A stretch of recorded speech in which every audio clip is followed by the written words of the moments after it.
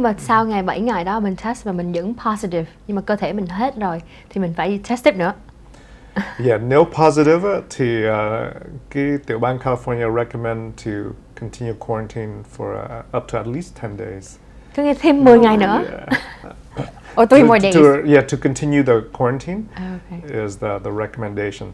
Cái retest á, cái state of California recommend the rapid antigen retest. The test that you can get result in like 20 minutes compared to the PCR. Right. You can do PCR also, but the PCR has a higher false positive rate compared to the rapid antigen. False positive means you test positive, but you're not contagious, right? So it's fake positive. Oh. With the PCR, the PCR test now is more sensitive. Oh. So there's two type of COVID tests. I'm confused. Yeah. There's two type of COVID tests. Oh. One is called PCR, and the other one is called rapid antigen. So which one is the actual real one? So we offer both. Okay. The PCR has a higher accuracy rate, but the PCR is a test that you have to mail into the lab, and then you get your result in 1 day, 2 days, 3 days. Right. You have to wait, right? The rapid antigen test is where you get result in 15 minutes.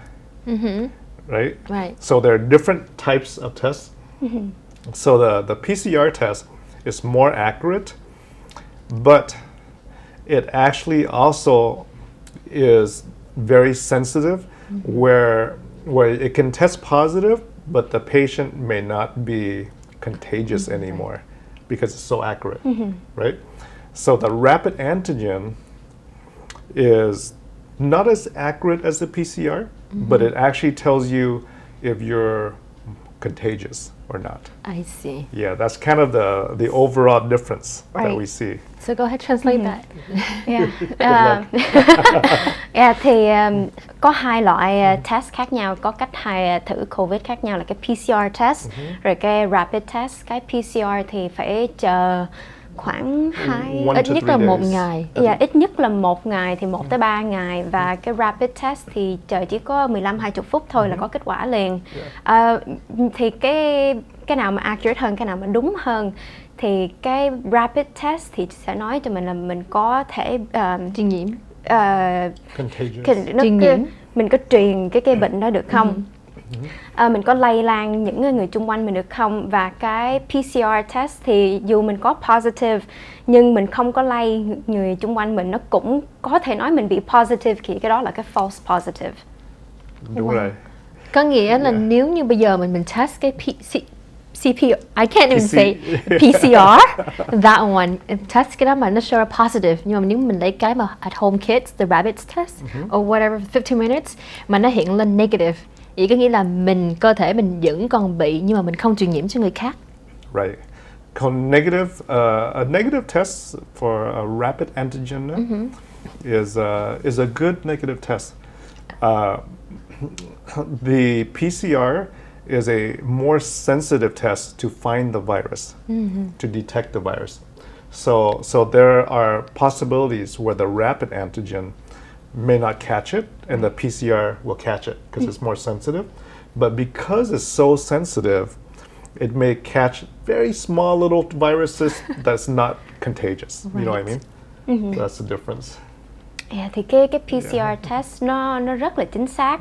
Nó chính xác quá tới cái mức mà nó tìm mấy cái vi khuẩn rất là nhỏ, dù nó không lây lan được mà nó vẫn nói mình là positive. Thì cái rapid test nếu mình có nhiều vi khuẩn nó mới nói mình positive, là cái số phần đó là mình mới có thể lây lan cho người xung quanh mình.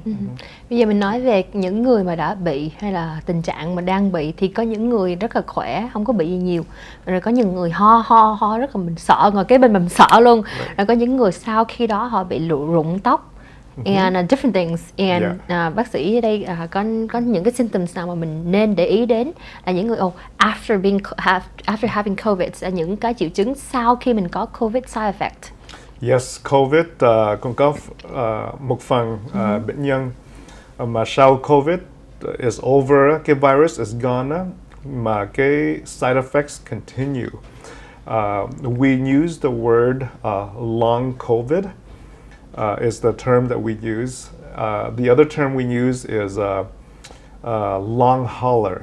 COVID long hauler is the other term. These are patients where they had COVID, the virus is now gone, but the symptoms remain long term. Dạ thì COVID dù mình đã bình phục rồi nhưng có bệnh nhân bị kéo cái symptom, mấy cái triệu chứng sau dài ra nữa. Right, and cái lý do some patients develop long-term symptom là tại vì cái virus lúc nó infect người mình nó làm inflammation trong người mình. Cái inflammation đó causes damage to our lung, to our ability to smell, to taste, right? To our nerves. So the damage that's done does not immediately go away after the virus is gone. The damage continue. And so when that damage is continuing long term, that's what we call the side effects. Dạ thì ở trong người của mình khi mình bị COVID nó bị inflame lên, nó sưng ở trong cái nội tạng của mình thì mình cũng không biết, nhưng cái đó là ảnh hưởng cái taste, cái nêm nếm hay là cái mùi mình hửi mình nghe, và những mấy cái triệu chứng đó nó sẽ tiếp tục theo sau khi mình đã bình phục rồi. Yeah. Rồi có những người họ đã bị qua rồi. A year ago, 6 months ago, 3 months, whatever they had, thì những người đó là bị thêm một COVID, thêm trận thứ nhì nữa, thì có bị nặng hơn hay không, hay là cái cũng nhưng mà họ giống như càng ngày càng nặng hơn, hay là nó có affects him inside their body or anything like that? Yeah, so it's possible to get COVID twice, and the reason is this. Tại vì lúc mình bị COVID the first time we build antibodies, right? Same reason we get vaccination, we build antibodies to fight against the virus. And when the COVID is gone, those antibodies, they protect you against getting COVID again, right? But the problem is the antibody level slowly go down over time. So the protection slowly go down. As time passes, that protection gets lower and lower, which is why it's possible to get it the second time when you have low enough protection that's not protecting you against the next variant. Thì dù một bệnh nhân đã bị COVID một lần thì sẽ có develop antibody, nhưng theo thời gian thì cái số lượng antibody nó sẽ từ từ nó giảm xuống, và khi có một cái strain mới, có một cái loại COVID khác mới tới thì trong người mình không có đủ để mình chống lại. Yeah. So how long should they? Well, we don't know, but let's say let's say someone will be like, I already have COVID, I don't mind, I'm okay. Thì khoảng bao lâu một người bị COVID rồi cái họ phải sợ sau khi mấy tháng họ sẽ bị lại, 3 tháng hay 6 tháng? At least around 3 months. Yeah, around 3 months. And which is why we recommend the vaccine. Because having the initial COVID infection will give you protection for a few months, and then you can lose that protection, right? And so that's why it's important that the vaccine builds back up the antibody levels.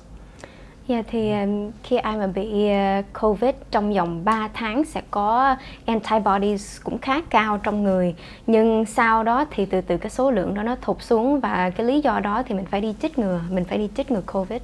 Thì không biết có ai đã bị 3 lần qua chưa? Chưa biết ai bị 3 lần. That's bad luck. Không, có những người họ làm thì mình muốn nói có những người họ phải tiếp xúc với nhiều người, họ làm trong ngành y hay họ làm trong gặp gỡ nhiều người thì cái dễ để mà bị dính bệnh hơn. Thì có những người họ bị 2 lần nhưng mà họ rất là bình thường, cơ thể họ rất là khỏe mạnh để mà họ kháng cự lại được hết. Thì rất là không, nếu mà người nào bị 3 lần thì rất là tội nghiệp.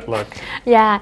Thì ở đây là mình còn những cái trường hợp mà những người mà đã bị lần thứ 2 họ có bị nặng hơn không, hay là not necessarily, không cần nặng hơn, mà nó tùy theo cái cơ thể của người đó, what their immune system is like, if they have other health conditions or not. Mấy bệnh nhân mà có bị tiểu đường, diabetes, heart problem, other health conditions, thường their symptoms more severe. right.